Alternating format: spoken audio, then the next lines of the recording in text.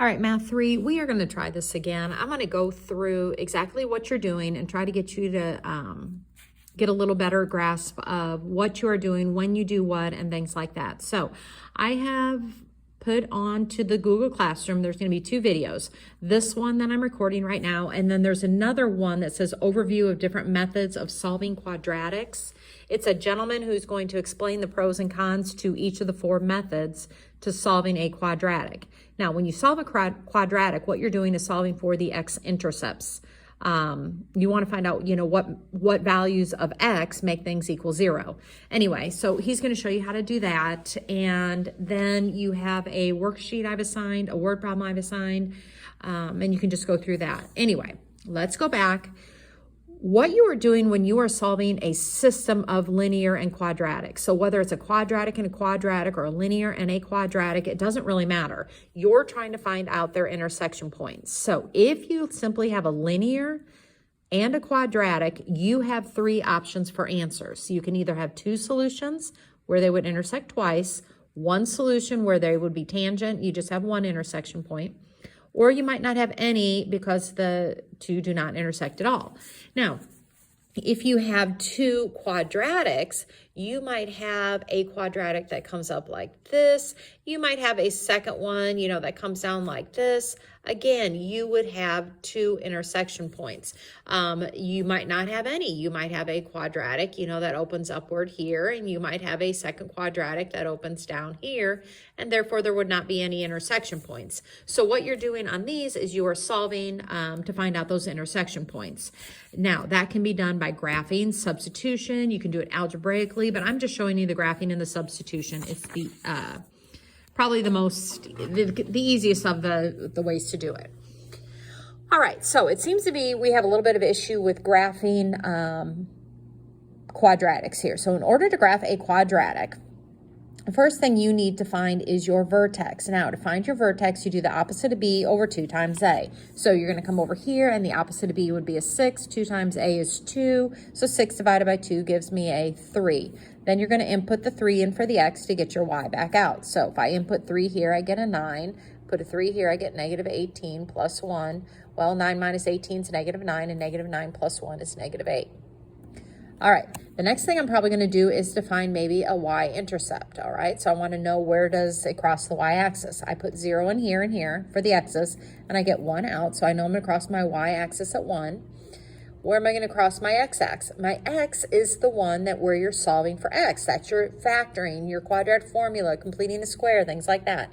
So you try to think, well, can I factor this out? And you can't, which means I would have to go to the quadratic formula, and I'm going to get probably decimal since it's not factorable. So I'm not going to choose that option right now to find my x-intercepts. I would if I was solving this, but I'm just graphing right now, and hopefully by graphing what I have and doing this linear line, I can do it. If not, I'm going to have to come back and revisit my x-intercepts. All right, so 3, negative 8 is where I'm going to start for my vertex. So I'm going to go over 3, 1, 2, 3, down 8, 1, 2, 3, 4, 5, 6, 7, 8. All right, I know I'm crossing my y-axis at 1, which is right here. Oh, sorry, that's negative 1, my bad. Right here at 1. And I also know that it is symmetrical. So if my vertex, my line of symmetry is right here at 3, I know I'm going to go over here and have another point. All right. I also know that if the slope was 1, we can do our little trick where we go over 1, up 1, over 1, up 1, over 1, up 3, over 1, up 3, and I'm guessing these points are the over 1, up 5. So over 1, 1, 2, 3, 4, 5. Yep, those are the over 1, up 5s. All right, so there we go. Okay, so this is going to be our parabola. All right, now let's take a look at this. This is a line with a y equals mx plus b. That's how we solve it. So I need to subtract that 2x over. So I get y equals negative 2x plus 6. So graphing linear equations, all right, you've done that for a very long time, since 7th grade. You're going to start at 6 on your y-axis. So here's 1, 2, 3, 4, 5, 6. So you're going to start right here. And this is your slope as negative 2. So you go down 2, right 1. All right, so I need to head toward the parabola. So down 2, right 1, down 2, right 1, down 2, right 1, down 2, right 1, down 2, right 1. Here we go, down 2, right 1. All right, so I know this was one of my intersection points. Well, I also know this parabola is going up. So let's see, where do we stop? Over 1, up 5. So I need to get another point in here. Over 1, up 7. 1, 2, 3, 4, 5, 6, 7. All right, and that was a good thing because this point lines up right here with the linear, so this is going to be another one. All right, I know this is going to come up and hit here. So here's my other point. So here's my line. All right, I knew this was one intersection point. Here is a second intersection point, and that is what I am looking for. So this one right here is, looks like 1, 2, 3, 4, 5. 1, oh, hold tight, gosh, okay. 1, 2, 3, 4, 5, 1, 2, 3, 4. So 5, I'm gonna write it over here. 5, negative 4. And then this one right here, looks like we went over negative 1 and then up 1, 2, 3, 4, 5, 6, 7, 8. So negative 1, whoops, 8. And then what you can do is check that into here. Like if you go and you put a 5 in here, you get negative 10 plus 6, which is negative 4. Take the negative 1, put it here. It gives me a positive 2 plus 6, which is 8. You can check it in your quadratic as well, and it should work. But that's what you're doing. Now, on the shading that you had to do for today, whether it's quadratic or linear, it makes no difference. If there was a less than or greater than in either one of these, you would either do your dotted or your solid line. So if this was like a less than right here, I'd be shading beneath the line. Okay, and if this was a greater than here, I'd be shading inside the parabola. So if I was beneath the line inside the parabola and it was an inequality, I would just highlight everything, maybe like right here. Okay, we've done that before. That shouldn't be anything new to you. So you still graph your parabola the best you can. You graph your line, you know, and then you do your shading. If you have two parabolas, well, then you might have one that goes like this. And again, you just do your shading. Okay, what I am going to do now is to take those exact same equations and I'm going to solve them using substitution. We should get the same answers. So when you go to do substitution, you need to make sure that each equation is set equal to y, which they are right here. And if they're set equal to y, then you just simply set them equal to each other. So I'm going to come down here and I'm going to set this equal to that. All right, so I have x squared minus 6x plus 1, and I am setting that equal to the negative 2x plus 6, which was our linear equation right here. So I'm just setting those equal. All right, so now I'm going to treat this as a quadratic, and I'm just trying to solve for x. And again, if you're trying to solve for x, you have your 4 reasons. You can do your factoring, you can do your quadratic, you're completing the squares, solving a squared problem. Anything that is mentioned in the video that guy goes through.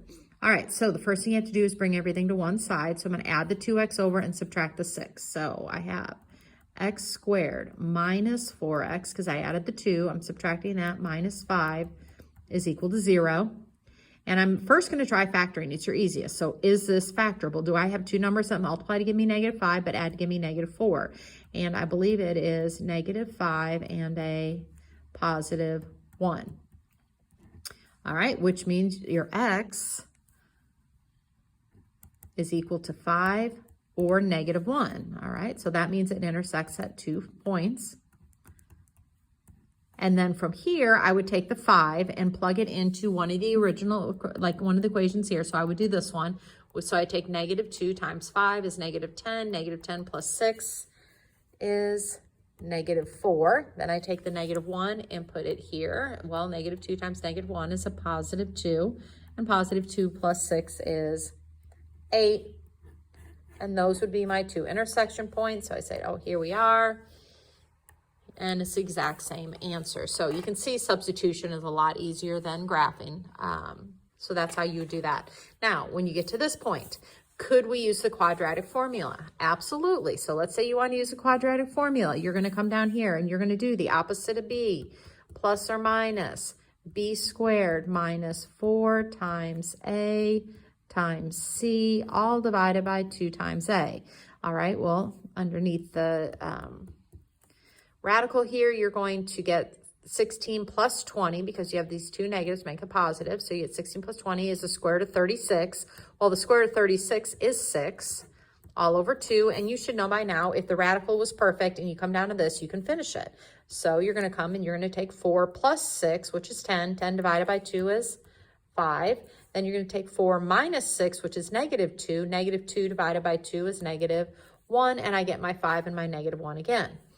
All right, could I have completed the square? Well, sure, you can complete the square on that if you want to. All right, so in order to complete the square, all right, now, so I'm going to rewrite that equation. So I got x squared minus 4x minus 5 is equal to 0. All right, completing the square. In this case, what I would probably do is bring that 5 over. So you remember, you take this, you bring the 5 over. Half of this is 2. You square it, gives me 4. So I'm going to put 4. Well, if I add 4 on that side, I better add 4 over here on this side. All right, so this became a perfect trinomial. That was x minus 2 quantity squared. And over here, I get a 9. All right, well, how do I get rid of a square? You square root it. So I get x minus 2. Over here, when I square root 9, I get the plus or minus 3. All right, and then I add my 2 over. So I get 2 plus or minus 3. And again, I'm not going to leave that. So x is 2 plus 3, which is 5, and 2 minus 3, which is negative 1. And there I go. I have my x's again. All right. I couldn't have, the fourth method that the guy talks about is solving for a squared problem. Well, that's only when you don't have this x in here, which we do. So I can't. So I only had 3 options there. I could graph. But my 3 options were solving. For solving, you can factor, complete the square, which we did over here, or use your quadratic, and they all give you the same answer. All right, so let's go back through some of this again. If you are graphing, you just graph what you can. If it's an inequality, you just do your shading when you are solving it algebraically or by substitution. You get everything to one side, and you can either factor, quadratic formula, or complete the square to get your x's. Once you get your x's, you substitute back in for your equation to get your y's. So I hope that helps a little bit. I do want to go through a word problem quickly with you, because you do have that. Now, I've already gone through this because I made a previous video for you, but you couldn't see it, so I had to redo it. Anyway, it says here, since opening day, attendance at a pool A has increased steadily, while the attendance at pool B first rose and then fell. So what it's saying is basically here, pool A, it was increasing steadily, so you have a linear thing. On pool B, it increased and then it fell, so you have your quadratic. All right, and it tells you here the equation models the daily attendance, which is your y, so your y is attendance, and the number of days since opening is your x. So x are days, y is attendance. And all it says here, on what day were the attendance the same? Well, what days refer to what x's? All right, so what you would do is I use substitution here, and I set them equal to each other, and I just solved. Now, here was the kicker on this one. I solved it, and I got this and this. It was factorable. So x was equal to negative 4 and 15. But the problem is x represents the days. So you cannot use negative 4. You can't have been open negative 4 days. That doesn't make any sense. So you would only use the 15. So on day 15 would have been the highest attendance, or that's where the attendance was equal in both. All right, and then to find what the attendance was, remember your attendance is your y, so on day 15, I took 15, plugged it back into right here, I took 28 times 15 plus 4, and I got 424 were in attendance. So at pool A and pool B, on the 15th day, they had 424 people in attendance for both. All right, so that's how you do a word problem. All right, I hope all of that helps, and let me know if you have any questions.